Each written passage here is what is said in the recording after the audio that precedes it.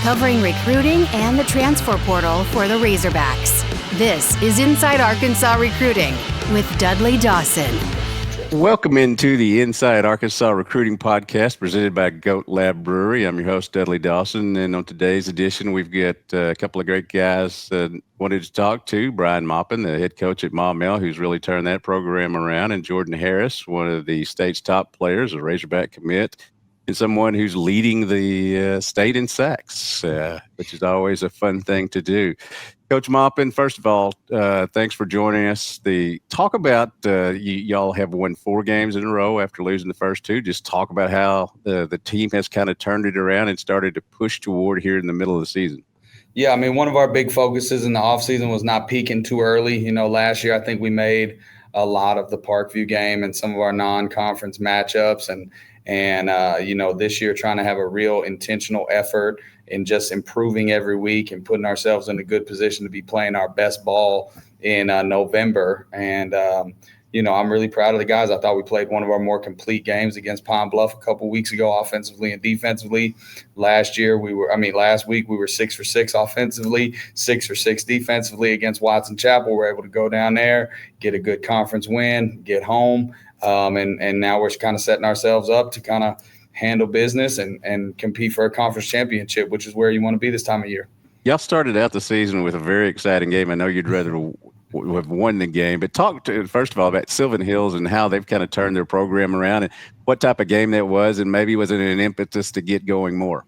Oh, man, that game was awesome, man. You know, I mean, non-conference football, that's what you want. You know, you want to be able to see what you can and can't do, what your guys are doing well, what they're not doing well. It was great to see the offense getting up and down the field. We executed a 2-minute drill to perfection to give ourselves a chance to win that game, which is kind of unheard of in week 0. It was the first game in the state, and I think it was very exciting. We had a lot of fun. Man, Mark Kelly's a big-time stud, and I'm really proud of what he's got going over there. He don't need my pride or anything like that. He's well established, but Mark's a good dude, man, and I'm really excited. Everybody who knew anybody knew that was a sleeping giant and a place that could be really successful.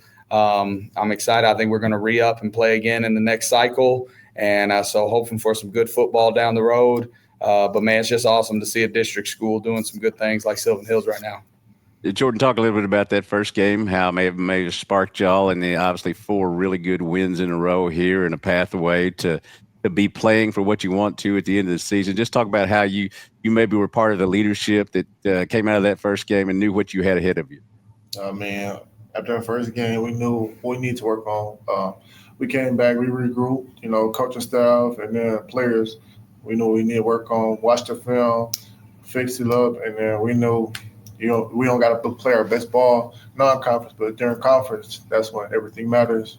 But every game matters, but that when we had to really put a step in our pep.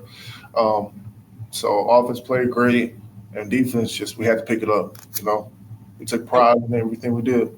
Let's talk a little bit about what type of player you got sitting there beside you. Obviously, a lot of people want to see him come to their school. He's an Arkansas commit right now. What makes him so special out there on the football field? Well, I mean, first off, obviously the size and athleticism jumps out at you. Not too many kids are, you know, right at 6'7", 220 pounds and can run like Jordan can.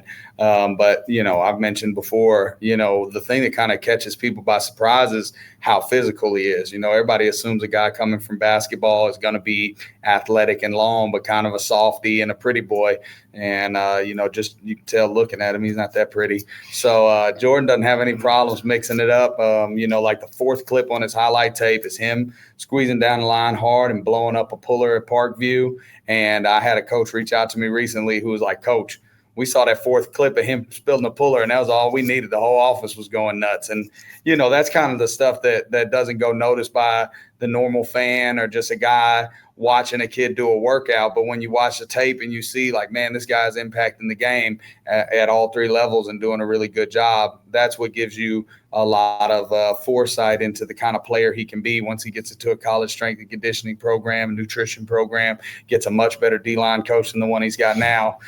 He'll be able to do some really scary things on Saturdays. Jordan, talk a little bit about, I know you're a multi-sport athlete. How does, playing, multi-sports maybe kind of help you in each one? And certainly I know it keeps you in shape year round. Yes, sir. Well, basketball helped me with football a lot, with footwork, and then with agility work, especially on the D-line. Footwork matters for us, D-linemen and edge rushers. So I took that real personal, and then basketball helped me, with stamina. Being staying in shape and staying well conditioned.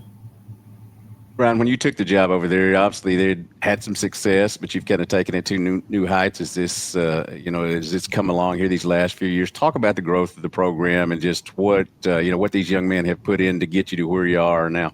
Yeah, one of the things that's the most exciting is we've improved every year, taking it a step further. My first year was a real culture building year. From then we were able to make the playoffs. We were able to host a playoff game. We were able to win a playoff game. We were able to make it to the quarterfinals, things that haven't been done around here in almost a decade or since the school opened. And, right now we're kind of in the midst of one of the best football stretches since this place opened. And it's exciting to be able to be a part of that, and to know that I play a part and can provide that atmosphere for this school, for this community, and for these players is something I take really serious. This place deserves good football. And we just try to put a good product on the field, try to love these boys up and create as many opportunities as I can for them and really just kind of make sure that they're leaving this program better equipped to be young men of God than they were when they got here. And that's kind of the sweetest part, man, when guys like Elijah Newell and Cato Hunter text me on the weekends and just, keep me up to date on their lives. And, as that kind of grows and builds and you got – players who have kids and they bring them around the program, and that's when it gets really sweet. That was one of my favorite things about my time at Joe T, teaching elementary through high school is, man, there's still kids over there that we'll be in the handshake line at a junior high game or something, and I'm like, good, like I taught you in PE and kindergarten, and so I'm just excited to be getting to that point here. Jordan and his class are the ninth graders when I took over this job, and so it's really special. Senior night's going to be tough. I'm not a huge crier, but I might be fighting some tears back on that night, just knowing that these are kind of my guys that came in with me as ninth graders and will be walking out as seniors. And so I just want to put them in a great position to accomplish something special in their senior year. Jordan, talk a little bit about what it's like playing for Coach Maupin and that staff over there and how maybe they've helped y'all, as he said, not only develop his football players, but develop his young men. I mean, it's been great. I've been knowing Maupin for a long time, been in my corners since I was like fourth, fifth grade. But, it's great playing with them. Coaches on and off the field, they always give us, the best advice. They always be here for us if we need something. But besides all of that, they push us to be great young men. They always teach us life lessons, If we, slacking in practice, they get on to us. They make sure we're holding up to the standard at Maumelle High School. Coach, talk a little bit about as sports writers, I can look ahead to Cersei and Robinson. I know y'all can't do that. What's the keys in getting yourself into position? With those two teams that have also had good seasons, and obviously you've got good competition coming up, but not. Maybe you've got to keep your focus. For sure. I mean, we try to take it one game at a time, obviously, but, for us, it's bigger than that. When you have a process-oriented mindset, you look at Friday night against Jacksonville not as, oh, my gosh, we got to beat Jacksonville. They're the greatest team in the history, and I don't have to make them the 85 Bears or anything like that. But for us, we got to play a better brand of Maumelle football than we played the week before. And so every Friday, when you think about it that way, every Friday is a stepping stone and every Friday is a proving ground. And we're not necessarily to the place where it's nameless and faceless opponents around here. Like, people present problems and we got to address those problems. Jacksonville's got some really talented players. Mason Ball's as good as they come. And so we try not to take anybody lightly. That was probably my favorite part of the Pine Bluff game. They had not won a whole lot of games, but, man, we prepared and we grinded that night as if we were playing for a conference championship that night. Because in the grand scheme of things, if you drop one of these games that you're supposed to win, then you're not going to be playing for a conference championship when you're supposed to be. And so for us, just trying to get better every week, I have challenged the coaches to make sure that the things that are going to help us win week 9, week 10, week 11, week 12, we're addressing those and getting those done. But week 7, 8, 9, they're all just as important. And so it's really cliche. I could go coach speak on you. But, man, we just try and take it one game at a time and focus on playing the best brand of Maumelle football that we can play. Jordan, kind of go on the top of that, what have you and your class learned over these last few years and maybe at the tail end of last year about going ahead and finishing? We really learned take one game at a time and, stay poised. That's the main focus. We don't look too past the schedule, past teams, like Jacksonville, Washington. We still got playing that week. That's really what we took a big step in this year in our senior class. We all get together and talk about it, stay focused on the prize. The prize, conference championship, state championship. But at the same time, you still got to get through week by week. We got Jacksonville on the schedule this week. That's the prize. That's the focus on because we have to win this game. We always like to take time to pay the bills. GoatLab Brewery with locations in Fayetteville and Lowell. The Fayetteville one is down in near the university. Has been a great place the past 2 weeks with watch parties for the game.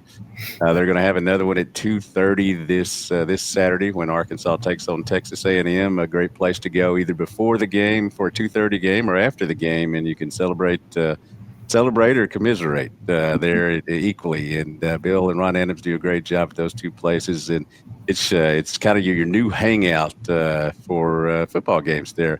I want to touch on just a couple of other things before I get you out here, and I sure appreciate it. Brian, you look at this Arkansas program, it's had some high points. It's had some points, the 7 and 18 one-score games, as a coach how much it is. As they look to the future here, and you've brought a lot of kids up here over the years to take a look, how can they focus more on the in-state kids, get more of the in-state kids? What's going to be a key there? And what type of coach, be it Bobby Petrino or a new coach coming in, do you think Arkansas needs to have going toward the future? Yeah, I think, a big part of that people underestimate in this day and age is before a coach, especially an SEC coach, is able to invest in the in-staters and high schoolers in general, they're going to have to feel a sense of security and confidence and support from the fan base and from upper administration in general. Because if I'm a coach and I know I'm week to week, year to year, 18-year-olds get a lot less attractive for me trying to keep my job. And so when we as a state and, as a university can kind of instill confidence in this regime that, hey, invest in these kids, build them up in the program, invest in guys that are here to be here and want to stay and want to grow as Arkansas Razorbacks. I think that opens itself up to in-state recruiting more and more, because right now the way it's going is, coaches are, they're not looking to bring in 20 high schoolers a year because those guys get them fired. And, I hate that as a high school coach. That kills me. Because that's your lifeblood. And I don't want to see all of our guys just going all over the country and then coming back as sloppy seconds once they become a man. I think they can build up within the program. But I understand that as a coach, if you're demanding that I win now and it looks pretty and we're competing for a championship today, I need some men in those trenches. I need some guys that have done it, and and that takes money, and then that you would get into a whole nother conversation.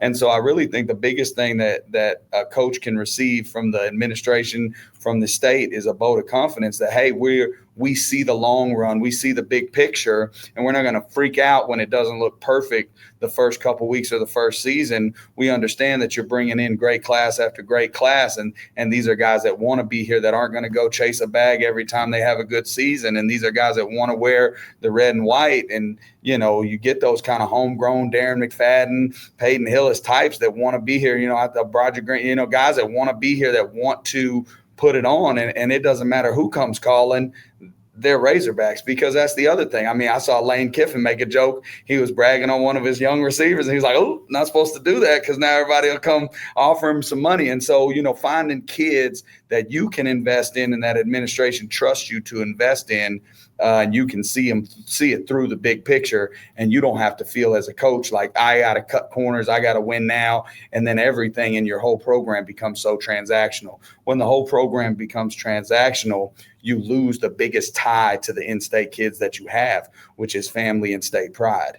And so if we get back to that in good faith, knowing that the process is longer than just what you can see right here, I think that's when you can start to really invest in guys who want to be here for the long haul.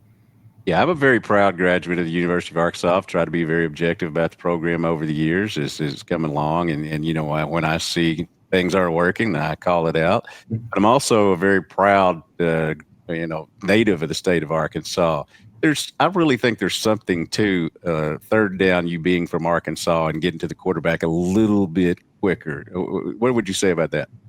Yeah, I mean, I think that's a real thing. And I really think, here's the thing. Everybody wants to say, oh, well, we need more money to compete with Alabama. Here's the thing. If we want to play Wall Street and we want to play stock market with all these other SEC teams, that's never going to be the recipe for Arkansas to be successful. You got to have guys that are beating in the chest to play for Arkansas. And so, you not necessarily that homegrown discount, but at the same time, getting that match that it doesn't matter who comes calling, they're Razorbacks. I think, to be honest, and I'm partially biased, but a program that I see that's doing that as good as anybody is Harding University right now. The kids that play at Harding University believe black and gold, and no one is coming in taking a Harding player from that program and convincing them that the grass is greener somewhere else. And, they're getting it done with players that other people stuck their nose up to, and maybe they weren't the right height or weight, or they weren't the ideal everything,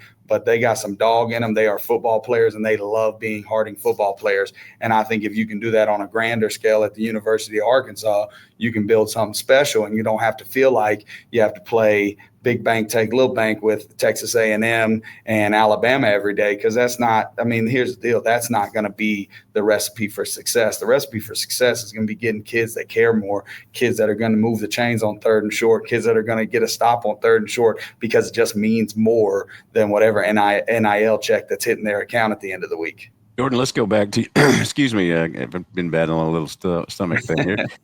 Jordan, let's go back a little bit to your recruiting. Talk to me about what it was about Arkansas at the time that made this the right place for you. Well, it was just the coaching staff, Coach Deke, and then Coach Pitt.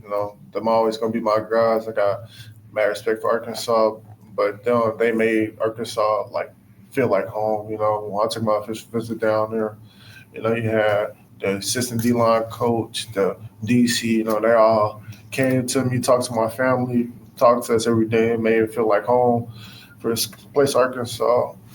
But recruiting-wise, my recruiting been good right now. I got UCLA trying to get me down there for an official visit.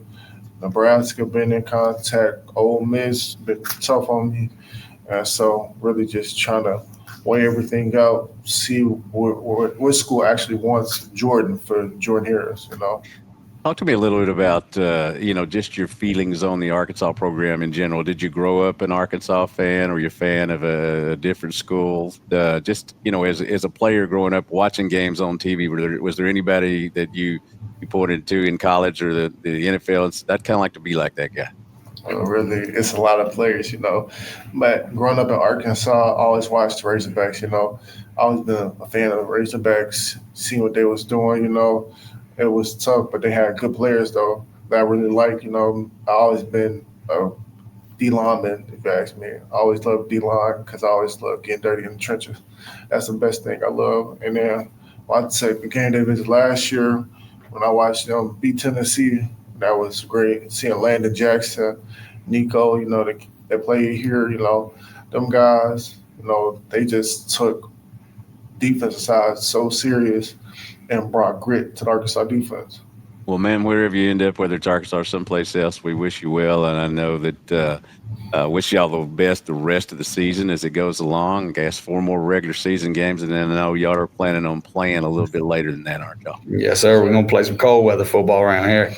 All right. Well, guys, I appreciate it very much. So we'll talk to you down the line, and thanks again. Yes, sir. Be blessed. Go Hornets. Great job there visiting with a couple of Maumelle's finest. As we said, Brian Maupin has done a great job there as their head coach in the last few years, and they kind of righted the ship this year, 4 wins in a row. And Jordan Harris letting us know about what it was about Arkansas that brought him in as a commit, and how, obviously a lot of schools, and you knew this was going to happen because he's such a talented player. A lot of schools, UCLA, Nebraska, some others are trying to get him to to come their way. We'll see who ends up being the head coach here, how that factors with Jordan and the other 5 in-state players that are committed right now. But always good to kind of talk to the kids, kind of get their thoughts, and certainly Coach Maupin, who's brought a tremendous amount of kids from Central Arkansas on visits to Arkansas, be it unofficial visits, official visits, all that. Had some very pointed things to say about Arkansas. And I think, I totally agree that, you've got to start at home. You can't fill your team with total Arkansas players, but you've got to have some that, have that heartbeat to play for the state of Arkansas. Appreciate everybody watching and listening to the Inside Arkansas Recruiting Podcast presented by GoatLab Brewery. I want to apologize for coughing again, just trying to get over the illness a little bit, but be sure to subscribe just to hear at Inside Arkansas on YouTube, as well as subscribing to the audio podcast, wherever version of the podcast where you can get that. We have a lot of great content on here. The guys are bringing more each day, and just really glad to be a part of this. And as I always say, remember, yesterday is history, tomorrow is a mystery, and today is a gift. Go out and do something better to make the world a better place.